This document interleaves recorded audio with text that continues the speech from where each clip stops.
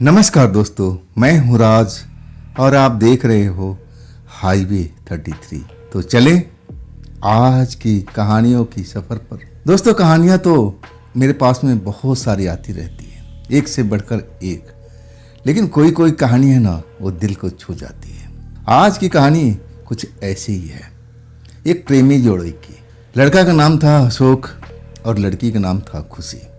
अब वो लोग एक ठेकेदार के पास में नौकरी करते थे।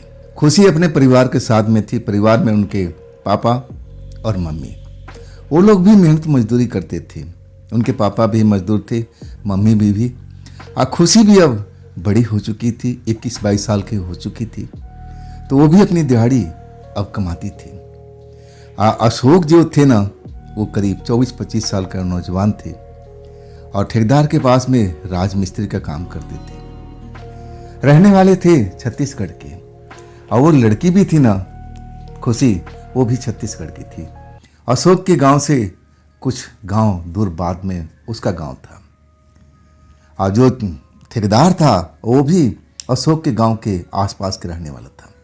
मतलब जो उनका टीम था ना, अपने गांव का ही आसपास के सारे ठेकेदार ने रखा था। लेकिन जो काम चलता था ना, छत्तीसगढ़ में भी, मध्य प्रदेश में भी, राजस्थान में भी, जब बड़े बड़े कोई काम होता था, फैक्ट्री का, कुछ ऐसा गोदाम का बनने का, अब वहाँ पर जाते थे और वहीं पर अपना झुग्गी सुग्गी बना करके रहते भी थे। अशोक भी रहते थे, खुशी का परिवार भी रहता था और भी बाकी भी लोग रहते थे। सारा मिलजुल के अपना काम करते थे। अब जो अशोक के साथ जो काम कर रही थी लड़की खुशी, अब अशोक को दिल के भाग गई थी। अब खुशी भी जो थी ना, अब अशोक को, अब उसको भी अच्छा लगता था अशोक। तो एक दूसरे को लोग समझ रहे थे, प्यार भी हो चुका था। लेकिन अभी नज़दीकी इतना मामला नहीं था, रिलेशनशिप वगैरह अभी बना नहीं था। तो चलिए इस कहानी को अब आगे बढ़ाते हैं अशोक के ही पॉइंट ऑफ व्यू से। दोस्तों, मेरा नाम अशोक है। मैं जब खुशी से अपनी दिली इच्छा बताई थी तो खुशी मुझे छोड़ करके भाग गई थी दौड़ती हुई। अब शर्मा गई थी, ना जाने क्या हुआ था। मैं भी एकदम ऐसे दंग रह गया था कि आखिर हुआ क्या, मैंने ऐसा कौन सा बात बोल दिया। मैं तो उसे प्रेम करता था। प्रेम के अब वही मैं बात बोला कि देखो खुशी, मैं तुम्हें पसंद करता हूँ। लेकिन खुशी मुझसे भागी नहीं थी। वो कुछ ही देर के बाद में आई और मुस्कुराते हुए। अब मैं भी समझ गया था कि जितना मैं प्यार करता हूँ खुशी से, वो भी मेरे से करती है। अब हमारा काम तो फील्ड का ही था, साइड का था, जहाँ ठेकेदार हमें लेके जाता था। और फिर हम वहाँ पर अपने रहने वहने का, खाने का सारा व्यवस्था कर देते थे। मेरा भी खाना खुशी के घर में बनता था। उनकी माँ बनाया करती थी कि मैं तो अकेला था, मेरा कोई परिवार नहीं था। और बाकी काम जब सब मिल बांट के करते थे, मैं भी खाना बनाने में, कुछ ना कुछ करने में मदद कर देता था। आखिरकार जो खुशी थी ना, मैं उससे मोहब्बत करने लगा था और वो भी मुझसे मोहब्बत करती थी। लेकिन हमारा जो रिश्ता था ना, इतना नज़दीक पहुंचा नहीं था। परिवार वाले से छिप करके अब ये सब हम काम करते थे। खैर, इस तरह टाइम कितना कब बीतता गया कुछ पता ही नहीं चला। जिस साइड पर थे, अब वहाँ से हम दूसरी साइड पर आ चुके थे। अब वहाँ पर फैक्ट्री थी और वहाँ पर लेबरों के रुकने के लिए अब कमरे भी बने हुए थे, पक्के कमरे। वैसे तो हम लोग झुग्गी में बना कर रहते थे, लेकिन वहाँ पर 5-7 कमरे बने हुए थे और उसमें सब लेबर अपना अपना प्रबंध कर लिया था। छत भी था उसका। सबसे बड़ी खुशी की बात थी कि गर्मी के टाइम था, हम छत पर जाकर आराम से सो सकते थे। मैं और खुशी और उनका परिवार और कुछ और भी लोग जो गर्मी में नीचे नहीं सोना चाहते थे, छत पर जाकर सोते थे। लेकिन मैं थोड़ा खुशी से दूरी बना के रखता था। उनका परिवार भी चाहता था, तो वो भी लोग गर्मी के टाइम में छत पर सो जाते थे। लेकिन मैं थोड़ा अब उनसे अलग बिस्तर अपना लगाता था। लोगों की नज़र में मैं आता नहीं कि मैं खुशी से प्यार करता हूँ। अभी तो उनको माँ बाप को पता नहीं था। ये बात मैं और खुशी जानते थे। उस रात की बात मैं बता रहा हूँ, जब रात को करीब 12-1 बज चुका था। मुझे बाथरूम लगी हुई थी। मैं बाथरूम छत पर तो नहीं कर सकता था, नीचे उतरा और फिर बाथरूम कर करके तब मैं छत पर आया। जो खुशी थी ना, उसका चेहरा मेरे साइड में था। चांद की रोशनी थी, अब मुझे नज़र आ रही थी। वो सोई हुई थी, वो कभी का सो चुकी थी, क्योंकि हम लोग दिन रात मेहनत करते थे। इतना मेहनत और बिल्कुल थकान हो जाता था। खुशी भी बहुत मेहनत करती थी और सो गई थी। जब मैं बाथरूम से आता हूँ ना, अब बिस्तर पर अपना लेट जाता हूँ, तब तक बिल्कुल सही था। इसके बाद अचानक मेरा ध्यान अब उसकी तरफ पड़ता है। कुछ ऐसा चीज़ मुझे महसूस हुआ कि जो वहाँ पर होनी नहीं चाहिए। जब मैं ध्यान से देखता हूँ ना, तो खुशी के पास में एक काली साया मुझे बैठी हुई दिखाई दे रही थी। बिल्कुल लड़का लग रहा था, हाव भाव से जैसे वो उसका शरीर का गठन था, देख करके। और ज़्यादा दूरी भी नहीं थी कि मैं उसको पहचान ना सकूं, लेकिन एक धुएं के रूप में, एक छाया के रूप में था। मैं देखा कि ये छाया किसका पड़ रहा है। नीचे से कई बार अगर तेज लाइट जलती है तो छाया ही बनता है, लेकिन अभी तो लाइट सब बंद थी।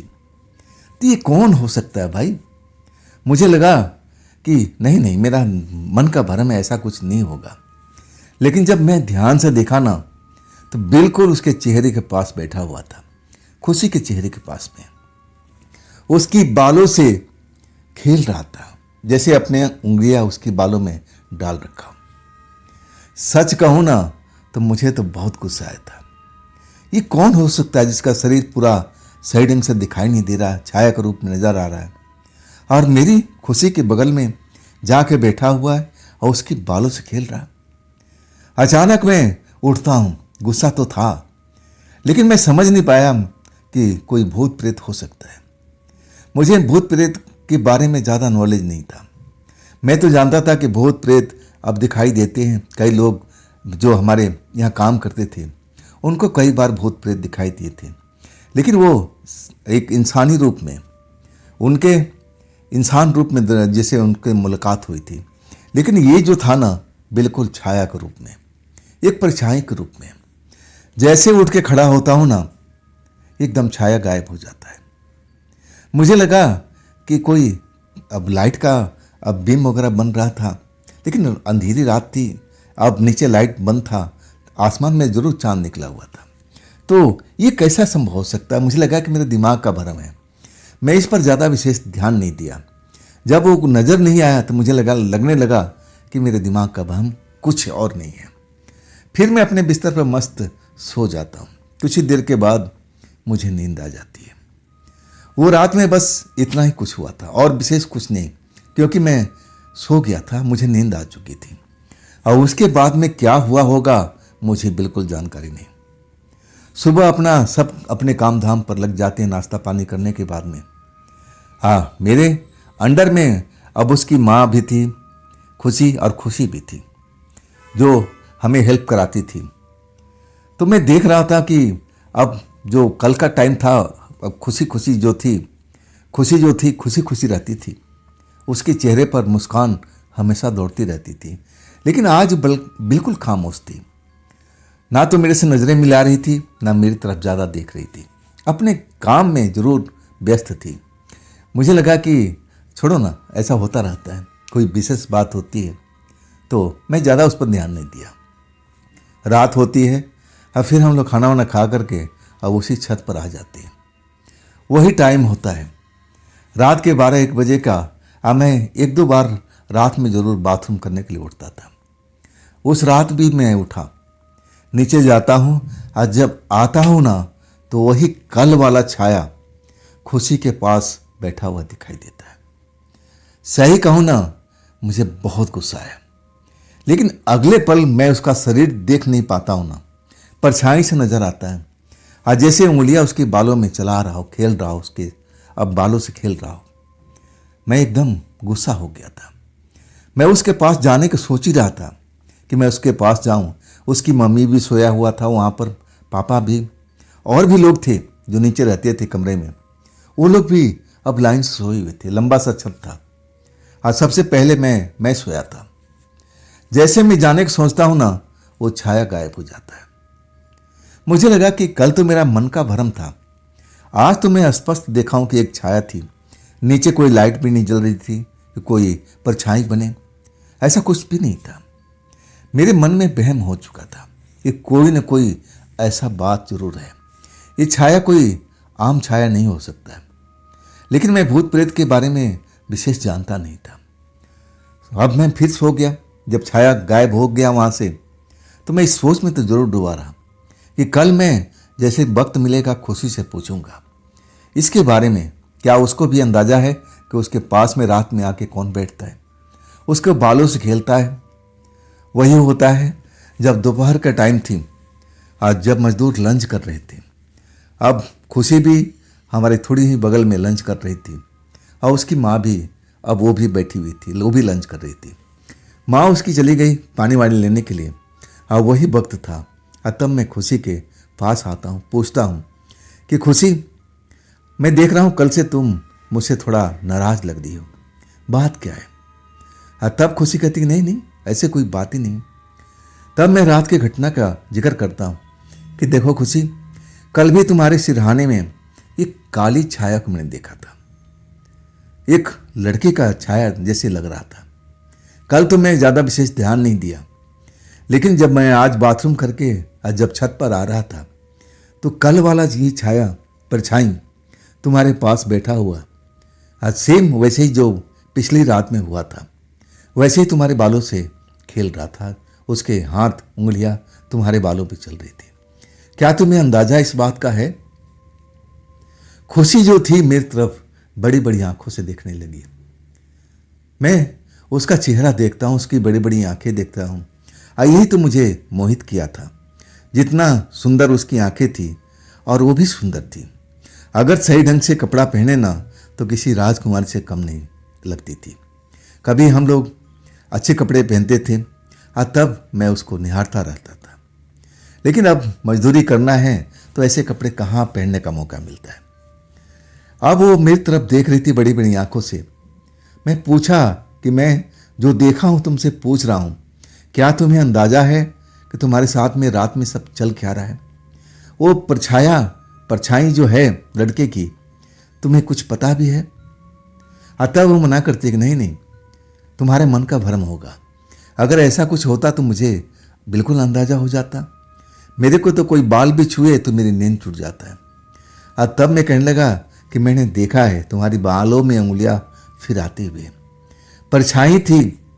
मैं उसका चेहरा हो रहा सही ढंग से देख नहीं पाया। तो ये सब तुम्हारे साथ में चल रहा है, बताओ कि इसके बारे में। वो मना कर दी कि नहीं नहीं, मेरे साथ में ऐसा कुछ नहीं हुआ। तब तक उसकी माँ आ गई थी, फिर हम विषय ही बदल दिए थे, बात अलग कुछ घुमा दिए थे। फिर लंच खत्म हो गया, फिर अपने अपने काम पर लग गए थे। रात के टाइम जब सो गए थे सब छत पर, मैं भी सो गया था कच्ची नींद में। लेकिन मेरे को यही मन में आ रहा था कि आखिर ये छाया मुझे 2 दिन से दिखाई दे रहा है, वो भी आधी रात को। तो क्यों ना मैं इसके बारे में जानूं। मैं सोऊं नहीं, मैं देखता हूं जाग करके कि आखिर ये आता कहां से, अब वास्तव में ये छाया है या मेरे मन का भ्रम है। मैं ये जानने की कोशिश करता हूं और उस रात मैं सोता नहीं हूं, निगरानी करने लगता हूं आंखें बंद करके। अब मैं आसमान को देख रहा हूं, आसमान में सितारे भी नजर आ रहे हैं, बादल भी है। कभी कभी बादल चांद को ढक लेता है और तब वहाँ का वातावरण थोड़ा सा अलग सा हो जाता था।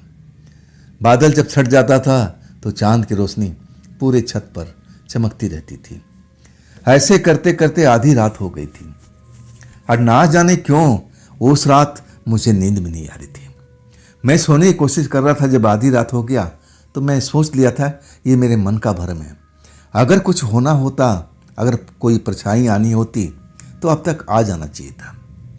लेकिन जब कुछ नज़र नहीं आया ना, और खुशी भी बड़े आराम से कभी करवट बदल लेती थी, कभी मेरे तरफ उसका चेहरा होता था और कभी अपने माँ की तरफ, और ऐसे ही वो करवट बदल के सोती थी। मैं काफ़ी देर तक उसको निहारता रहा। अब मुझे भी अब नींद आने लगा था। अब आधी रात से ऊपर का समय हो चुका था। तभी उस टाइम बादल जो था ना, चांद को ढक लिया था। हल्का अंधेरा हो गया था। जब मैं अपना दृष्टि फिर खुशी की तरफ करता हूँ सोने से पहले, वही चीज मैं देखता हूँ कि एक परछाई उसके पास में बैठी हुई है। लड़के का बनावट लग रहा है और उसकी बालों से खेल रहा है। मैं जब देखता हूँ ना तो उठ के खड़ा हो जाता हूँ। मैं अपने शंका समाधान करने का कोशिश करता हूँ कि थोड़ा नजदीक जा करके देखते हैं कि तमाशा क्या चल रहा है खुशी के साथ में। जैसे उठ के खड़ा होता हूँ ना, परछाई गायब हो जाती है। मेरा दिल धक से हो जाता है कि आज मैं बहुत नजदीक पहुंच गया था। आज जो मैं देखा ना, बिल्कुल परछाई की तरह लग रहा था, लेकिन था उसमें एक्टिविटी हो रही थी, जैसे वो जिंदा इंसान हो और मेरी खुशी के बालों से खेल रहा हो। वाकई में मेरा तेजी से दिल धड़का था। डर मेरे शरीर के अंदर प्रवेश कर चुका था। अब मैं देख रहा हूं खुशी मस्त नींद में सो रही है, जैसे उसको परवाह नहीं हो। और आखिरकार जब खुशी के पास में वो साया जो है हट जाता है तो मैं भी अपने बिस्तर पर आ जाता हूं। लेकिन नींद मेरा अब गायब हो जाता है। मैं काफ़ी देर तक जगा रहता हूँ। अब फिर एक पल ऐसा आता है कि मैं जागना तो चाहता हूँ, खुशी को मैं रखवाली करना चाहता हूँ और उस साए के बारे में जानना चाहता हूँ कि आखिर आता किधर से है और किधर जाता है, मेरी खुशी से उसका क्या संबंध है। मैं ये सब जानना चाहता था, लेकिन मौका ही नहीं मिल रहा था। जब मैं नज़दीक जाता था तो परछाई गायब हो जाती थी। आज भी ऐसा हुआ, आज भी ऐसा ही सब चल रहा था। चांद छुप गया, आज जो कुछ मैं देखा बिल्कुल वैसे ही सब कुछ चल रहा था। आखिरकार मुझे नींद आ गई। हालांकि मैं रखवाली के मूड में था कि आज सारी रात जगूंगा, चाहे कुछ भी हो जाए। लेकिन कुछ ही देर के बाद में आंखों में जबरदस्त नींद का अब खुमार भरने लगा था। आंखें भारी भारी होने लगी, पलकें बोझिल होने लगी। अब मैं अपने आप को रोक नहीं पाया। नींद के आगोश में मैं जा चुका था। सुबह हुआ, मैं देख रहा हूं तो ना तो खुशी है, ना उसकी माँ है। उसके पिता जरूर सोए हुए थे। वो तड़के लोग अब शायद बाथरूम करने, नहाने धोने अब सब लोग निकल जाते थे। लेडीज जितनी थी छत पर से, पुरुष थोड़ा लेटे रहते थे, समय अपना काटते रहते थे, नींद का मजा लेते रहते थे।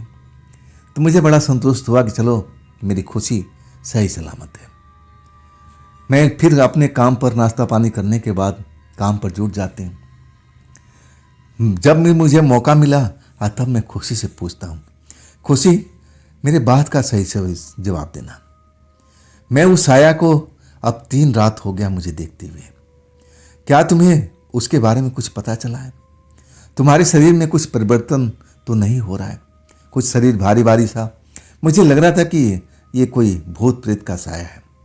तब मुझे पहली बार अंदेशा हुआ था, लेकिन खुशी के चेहरे पर ऐसा कुछ था ही नहीं। हाँ, चेहरा जो था ना पहले की तरह नहीं था, मुरझाया हुआ था। लेकिन जबरदस्ती वो हंसते जा रही थी, कह रही थी कि नहीं अशोक, ऐसा कुछ मेरे साथ में नहीं है। तुम खाम मुझे डरा रही हो, मेरे को अब ऐसा डराने की कोशिश कर रहे हो। तुम मुझे मत डराया मत करो।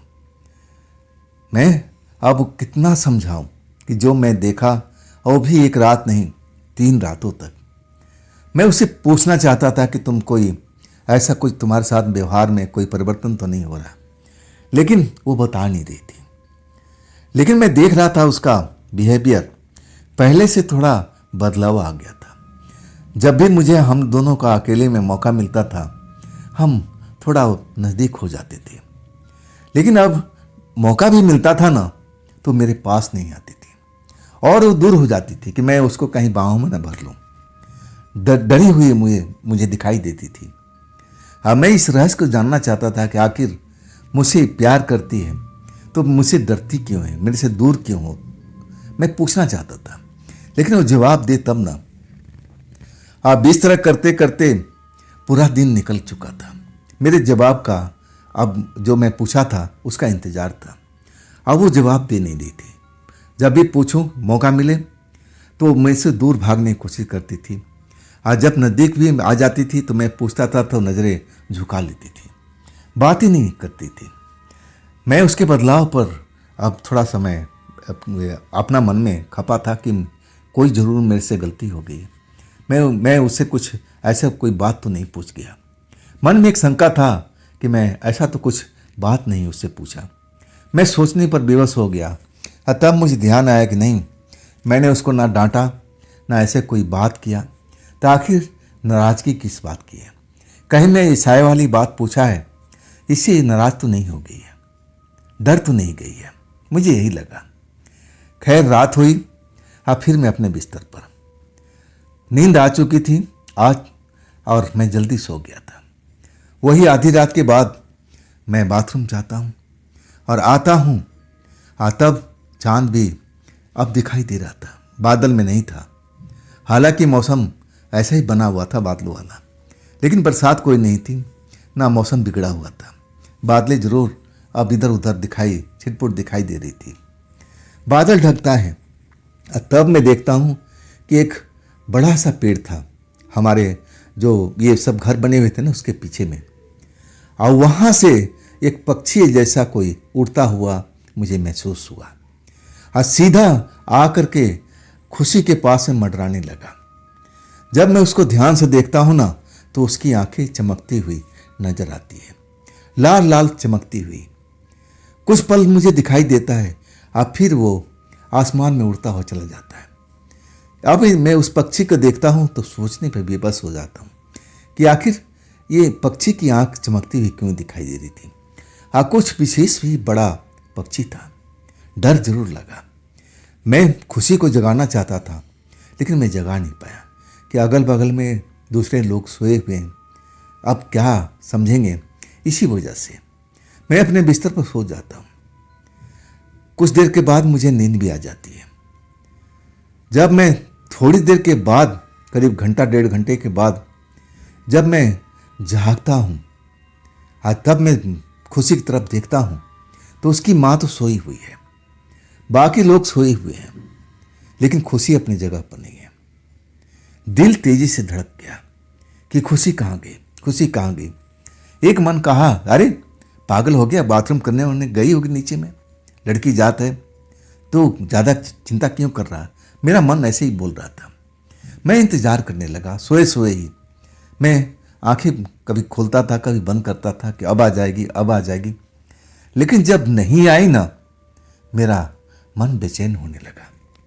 मुझे लगा कि नहीं, नीचे चलना चाहिए, देखना चाहिए कि आखिर इसकी माँ यहाँ पर है, इसकी पिता यहाँ पर है, बाकी लोग और भी परिवार है जो छत पर है, तो खुशी कहाँ चली गई।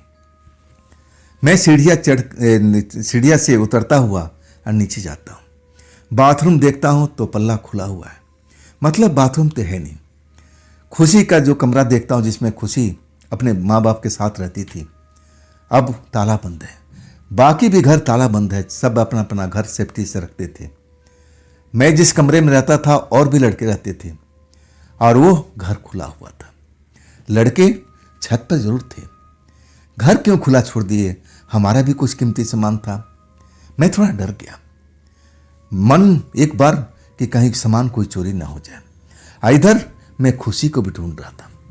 खुशी जब नहीं दिखाई दी ना तो मैं सोचा कि चलो ये घर खुला हुआ है, कहीं गलती से खुशी इस घर में तो नहीं आ गई हो।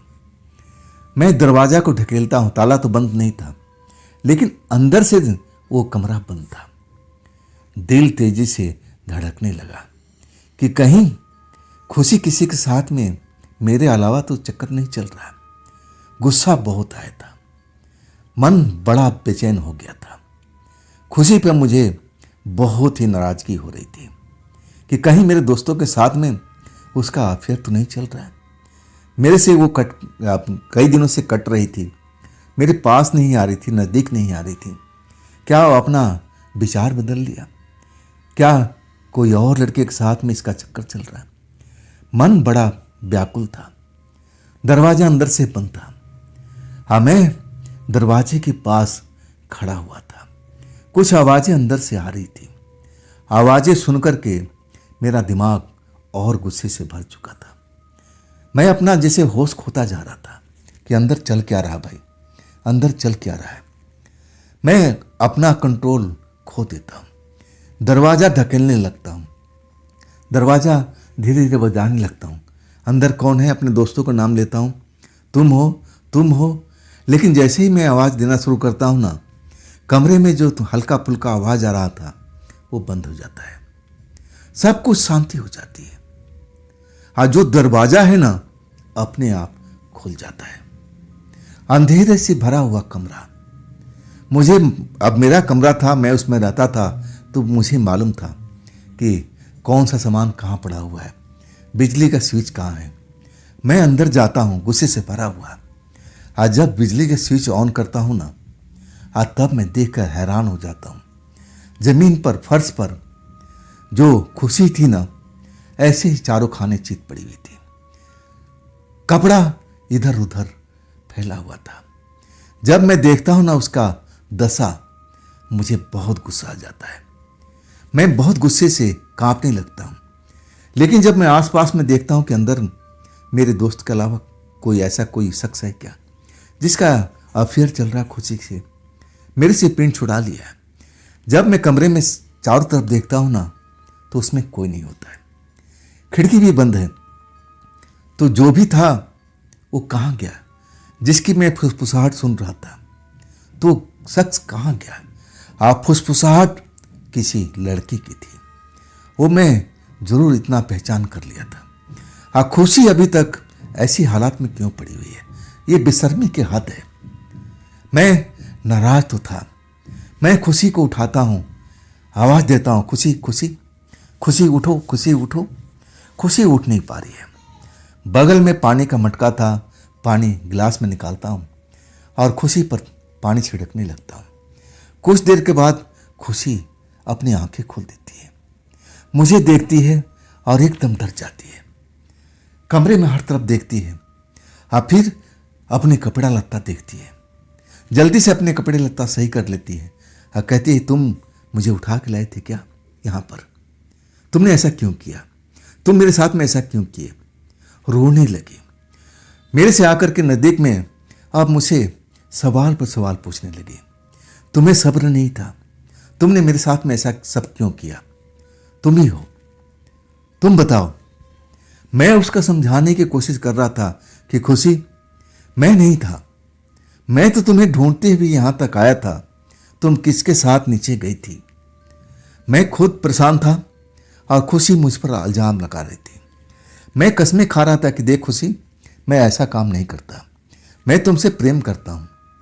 मैं ऐसा काम अगर करना होता तो मैं तुमसे इजाज़त लेता, मैं ऐसा नहीं हूँ। मैं बहुत समझाने की कोशिश कर रहा था, लेकिन खुशी रोती जा रही थी, आंखों में आंसू। कह रही थी कि नहीं अशोक, तुम ही ये सब किए हो, तुम मुझे सोते हुए उठा के लाए हो, आप मेरे साथ में ये सब किया है। मैं कैसे समझाऊं? आखिरकार अपने कपड़ा लत्ता सही करके कमरे से निकल जाती है। मैं उस कमरे में खड़ा होकर के देखता रह जाता हूँ। सीढ़ियाँ चढ़ करके चुपचाप, इसके बाद वो रोती नहीं है, अपने आंसू पोंछ करके चली जाती है, मुझे घूर करके, जैसे मुझसे नफरत करती हो।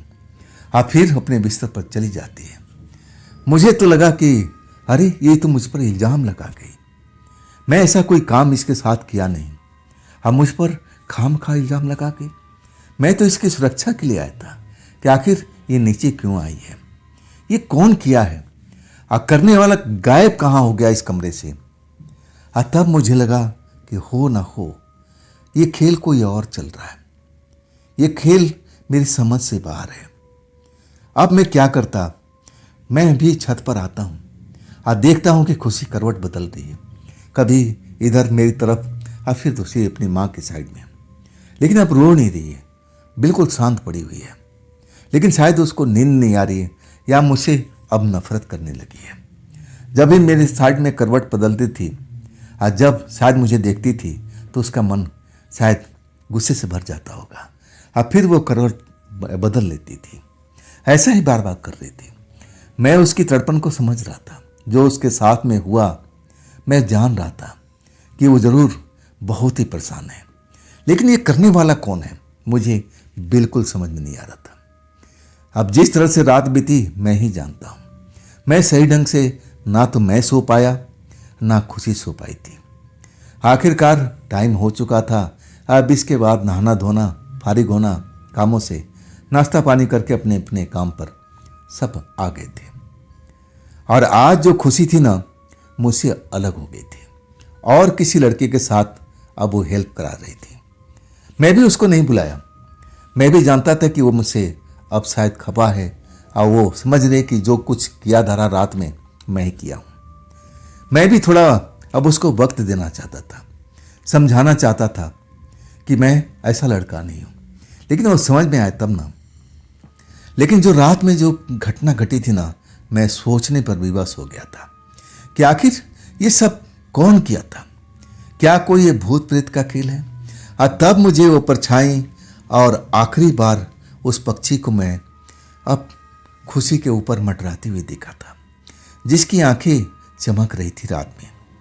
मुझे बड़ा डर लगता है, आखिर ये बात मैं किससे करूं? अब वहाँ पर कुछ ऐसे लोग थे जो पुराने मिस्त्री थे और वो कुछ तंत्र मंत्र के बारे में जानते थे। झाड़ फूक, किसी को दर्द होता था, किसी के सर में दर्द, किसी को कोई मोच आ जाता था तो झाड़ फूक से इलाज कर देते थे। अब मैं उस चाचा के पास पहुंचता हूँ, पूछते हैं क्या अशोक, कोई दर्द हो गया है? मैं बोला कि नहीं, ऐसा कुछ बात नहीं चाचा, मैं तो बिल्कुल ठीक हूँ। मैं अब उस घटना को जिक्र करता हूँ लेकिन खुशी को नाम नहीं लेता हूँ। मैं बताता हूँ कि ऐसा घटना एक मेरे दोस्त के साथ में घटा हुआ है। तो चाचा बताओ कि ये सब क्या खेल है, ये कौन हो सकता है? तब चाचा सोचने पे विवश हो गए और कहने लगे बेटा, ये तो शैतानी आत्मा है। जो तुम बता रहे हो ना, जिस तरह से बता रहे हो कि तुम्हारे कोई दोस्त लड़की है और उसके साथ में ऐसा घटना घटा है, वो शैतानी आत्मा उस पर फिदा हो चुकी है। ये तो बड़ा खतरे वाली बात है बेटा। उसको तुम्हें जल्द से जल्द किसी अच्छे तांत्रिक के पास ले जाना चाहिए और तभी उस लड़की की जान बचा सकता है। नहीं तो कुछ दिन उसके शरीर से खेलने के बाद अब वो उसकी आत्मा को निकाल लेगा, हमेशा के लिए अपने पास में रख लेगा, खिलौने की तरह उसके साथ खेलेगा, उसकी आत्मा के साथ में भी। जब वो चाचा सारी बात बताते हैं ना, तो मैं दहशत में भर जाता हूँ कि आखिर मैं अब खुशी से कैसे बताऊं। वो तो मुझसे नफरत करने लगी थी, मुझसे बातचीत भी नहीं करना चाहती थी। मैं डर गया था चाचा की बात सुन करके। लंच टाइम था, लंच खत्म हो गया था। अब इसके बाद हम सब काम में जुट जाते हैं। खुशी की माँ मेरे पास में थी। मैं सोचा कि अब खुशी से बात करना बेकार है, चाहे मैं कितना भी समझाऊं वो समझ नहीं पाएगी। जो कुछ करना होगा खुशी की माँ को ही बताना पड़ेगा। आखिरकार मैं खुशी की माँ को अब बताता हूँ कि देखो, पूरा खेल जो खुशी के साथ में चल रहा था। जब मैं पूरी बात बताता हूँ ना, खुशी की माँ डर जाती है। कहती है बेटा, तुझे तो पहले दिन बता देना चाहिए था। तब मैं कहने लगा कि देखिए आंटी, मैं परखना चाहता था कि मेरे मन का भरम है। मैं खुशी से भी पूछा था, लेकिन कहने लगी कि नहीं, मेरे साथ में ऐसा कुछ नहीं हो रहा है। मैं ये भी बताया कि मैं खुशी से मोहब्बत भी करता हूँ। ऐसा कुछ नहीं, मैं बिल्कुल जो सही मोहब्बत होता है, मैं अब आंटी को समझाने लगा। आप ऐसे उसे मत समझिएगा, मेरी इच्छा है कि मैं इसे शादी करूं। अपने दिल की बात सब कुछ आंटी से बता दिया था। आंटी भी डरी हुई थी। कहने लगी बेटा, ये तो अभी बात की बात है, इसके बारे में मैं अपने हस्बैंड से बात करूंगी। लेकिन अभी जो खुशी के साथ में हो रहा है बेटा, कैसे उसको सुलझाया जाए? तुम्हारे पास में ऐसा कोई लोग हैं जो जानने वाले हैं? तब मैं कहा कि नहीं चाची, नहीं आंटी, ऐसा कोई मैं जानता नहीं हूँ। अब तो जानती हूँ प्रदेश है, अपना इलाका तो है नहीं। अपना इलाका होता तो मैं कुछ कर भी पाता, लेकिन मैं पता जरूर करूँगा। जब ड्यूटी ख़त्म हो जाएगी ना, तो मैं निकल जाऊँगा, आस पास की बस्ती में पता करूँगा। कोई न कोई तो बता ही देगा, कोई अच्छे तांत्रिक का पता, और वही करता हूँ मैं। अब इसके बाद में जब मेरी काम ख़त्म होता है, सीधा मैं तांत्रिक की तलाश में चला जाता हूँ। आसपास में जो बस्ती है मैं पूछता हूँ, तब जाकर के एक तांत्रिक का पता मिलता है। मैं उनके घर पहुंचता हूँ। मैं देखता हूँ, अरे ये तो बड़े बूढ़े इंसान हैं, हड्डियाँ दिखाई दे रही शरीर पे, दाढ़ी बढ़ी हुई है। मुझे लगा कि नहीं, ये कुछ कर नहीं पाएंगे, इनमें तो वो ताकत ही नहीं है जो एक तांत्रिक में होना चाहिए। और तब मैं सोचा कि जब आ ही गया हूँ तो एक बार पूछ लेता हूँ। मैं तांत्रिक बाबा से सब कुछ खेल बताता हूँ जो खुशी के साथ में हो रहा है। वो भी वही बात बताते हैं जो चाचा बताते थे, जिनसे मैं पूछा था। और कहने लगी कि वो मरीज कहाँ है। और तब मैं कहा कि चाचा वो मरीज तो हमारे अब साइट पर है, मैं उसको तो नहीं ला सकता, ऐसा कुछ कर सकते हैं। तब वो कहने लगे नहीं। और तब सोचते हुए कहने लगे, हाँ उसका कोई कपड़ा लत्ता जो पहन रखी हो, पुराना कपड़ा हो, अगर वो मिल जाएगा तब मैं काम कर दूंगा। मैं अब चाचा को परखने लगा कि देखने में तो बूढ़ा लग रहे हैं, क्या पता ये काम भी करते। लेकिन मुझे विश्वास नहीं था। जिस उम्र के पड़ाव पर थे ना, मुझे जरा भी यकीन नहीं था कि ये काम कर देंगे। लेकिन आजमाना चाहता था। अब इसके अलावा मेरे पास में कोई चारा भी नहीं था। मैं अपना अब उस जगह पर लौटता हूँ, साइड पर। अब बाकी लोग छत पर आराम कर रहे थे। अब कुछ जो लोग खाना नहीं खाए थे अपने अपने कमरे में थे, बातचीत कर रहे थे। मैं चाची को इशारे से बुलाता हूँ। अब मैं सारी बात बताता हूँ। और तब जो खुशी थी ना, वो छत पर थी अपने पापा के साथ में बैठी हुई, अब कोई बातचीत कर रही थी। मैं पूरी बात बताता हूँ ना आंटी को। और तब आंटी कहती कि हाँ, मैं चुपके से अब उसका ये पुराना कपड़ा दे देती हूँ, उससे काम हो जाएगा। मैंने बोला कि हाँ, तांत्रिक बाबा तो बोले हैं कि इससे काम हो जाएगा, आप मुझे दे दीजिए। मैं खाने पीने का शुद्ध बुद्ध बिल्कुल खो चुका था। मैं तो जल्द से जल्द ये काम को ख़त्म करना चाहता था। और उसी वक्त जबकि रात हो चुकी थी, थैले में कपड़ा रखता हूँ और मैं निकल लेता हूँ। मैं खुशी से प्यार जो करता था, मुझे इस चीज़ की परवाह भी नहीं थी। अब तो मैं चाची को भी बता दिया था और चाची भी अब एक तरह से राजी भी हो गई थी। बस देरी था कि बस चाचा से अब इस बात का क्लियर कर लिया जाए। मैं उस तांत्रिक बाबा के पास पहुंचता हूं। अब सब कुछ मैं दिखाता हूं, कपड़ा कि बाबा ये है, चाचा ये है, अब जो करना है आप करो। अब वो तंत्र मंत्र अपना करने लगते हैं, कहते हैं कि आप जाके बाहर बैठ जाओ, अब मेरा काम है, अब मैं जो होगा मैं देख लूँगा। अगर हो गया काम तो मैं बता दूंगा और नहीं तो बिल्कुल मना कर दूंगा। अब इंतज़ार करने के अलावा मेरे पास में कोई दूसरा चारा नहीं।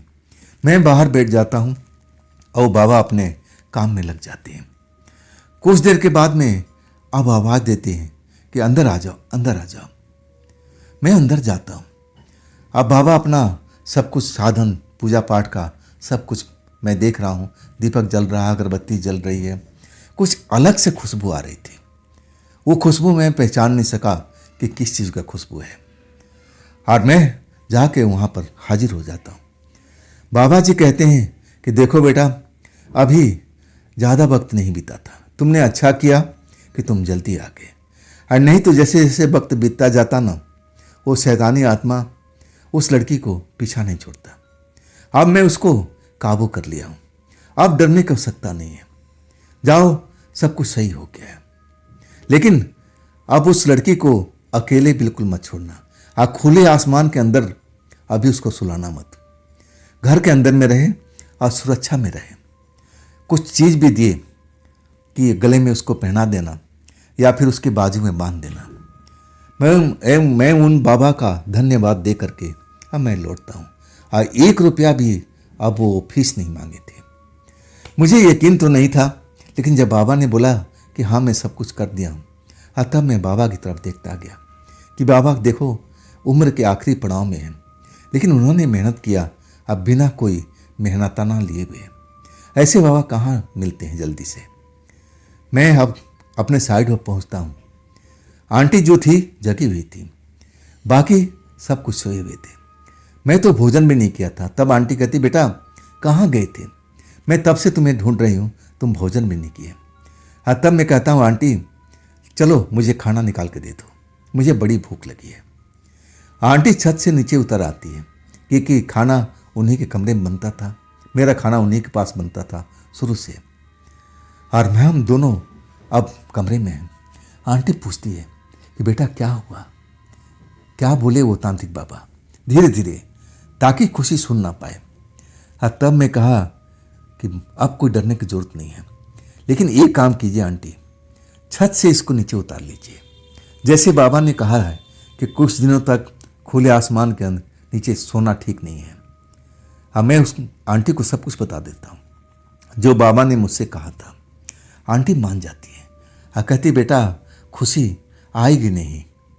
मैं कहने लगा कोशिश तो करो, देखो जरूर आएगी। वो कुछ ऐसी बात करना, डराना उसको, और वो जरूर आएगी। अब मैं रक्षा कवच भी दे दिया कि उसको बहाने से अब ऐसा करना कि वो अब गले में लगा ले या बाजू में बनवा ले, ये आपका काम है। जो मुझे करना चाहिए था मैं सब कुछ कर लिया। अब जो भी बताए हैं तांत्रिक बाबा, थोड़ा परहेज जरूर करना पड़ेगा। वो खुले आसमान के नीचे नहीं होना चाहिए और अकेले भी नहीं, रात के टाइम में। आप खुशी को लेकर के नीचे कमरे में चले जाओ, पंखा चला लो और आराम से सो जाओ। आंटी मेरी बात को समझ जाती है। मैं थोड़ा बहुत भोजन करता हूँ। अब मेरे दिल से जो था ना, बोझ थोड़ा हल्का हो गया था, लेकिन अभी भी मैं खुशी की नज़रों में मैं सही व्यक्ति नहीं था। अब मुझे खुशी को समझाना था, लेकिन ये सब कुछ सही होने के बाद में आखिरकार आंटी समझाने में सफल हो जाती है। अब खुशी को लेकर नीचे चली जाती है। अब ऐसा ही रोज होने लगता है। धीरे धीरे मैं खुशी के नज़दीक जाता हूँ, लेकिन अभी भी खुशी मेरे नज़दीक नहीं आती है। अब चाची भी जान चुकी थी। अब मैं चाची के सामने ही खुशी को रोकता हूँ, सुनो इधर, मैं तुम जो समझ रही हो ना, मैं ऐसा इंसान नहीं हूँ। तुम्हारे साथ में ऐसा खेल हुआ था। अगर तुम्हें विश्वास ना हो तो मैं चाची को सब कुछ बता चुका हूँ, पूछ लो चाची से। तब चाची समझाती है कि हाँ, अशोक ने मेरे को सब कुछ बता दिया है। ये सही लड़का है बेटा, तुम्हारे लायक है। सही कहूँ ना, तब मेरा दिल हल्का हुआ था जब खुशी की आंखों से आंसू निकला था। शायद वो पश्चाताप का आंसू था। इसके बाद मेरी दोस्ती फिर से शुरू हो गई थी, लेकिन मैं छत पर उसको आने नहीं देता था। चाहे गर्मी लगे तो लगे, लेकिन तुम्हें सोना नहीं चाहिए। हाँ, इसके 2 साल के बाद मेरी और खुशी की शादी हो गई है और आज मेरी पत्नी है। कभी कभी उस घटना को मुझे याद आता है, और जब याद आता है ना, तो मैं बहुत खौफ में भर जाता हूँ। अगर मैं उस टाइम जल्दी से एक्टिव नहीं होता तो शायद आज मेरी खुशी मेरी पत्नी नहीं होती। तो दोस्तों, ये थी आज की कहानी, अशोक जी की भेजी हुई। ये कहानी घटना आपको कैसी लगी कमेंट में ज़रूर बताइएगा। और दोस्तों, अगर आपके पास भी ऐसी कोई घटना है जो आप मुझे बताना चाहते हो, तो आप मुझे इंस्टाग्राम, व्हाट्सएप नंबर, मेरी मेल आईडी पर आप अपनी घटना को आप शेयर कर सकते हो। दोस्तों, ये भी चैनल आप ही का है, इसको भी अपना प्यार दीजिए, लाइक कीजिए, सब्सक्राइब कीजिए अगर आपने नहीं किया है तो, और अपने दोस्तों को शेयर भी कीजिए। फिर हम कल इसी चैनल पर मिलते हैं, इसी टाइम पर। आप लोग अपना ख्याल रखिएगा। नमस्कार।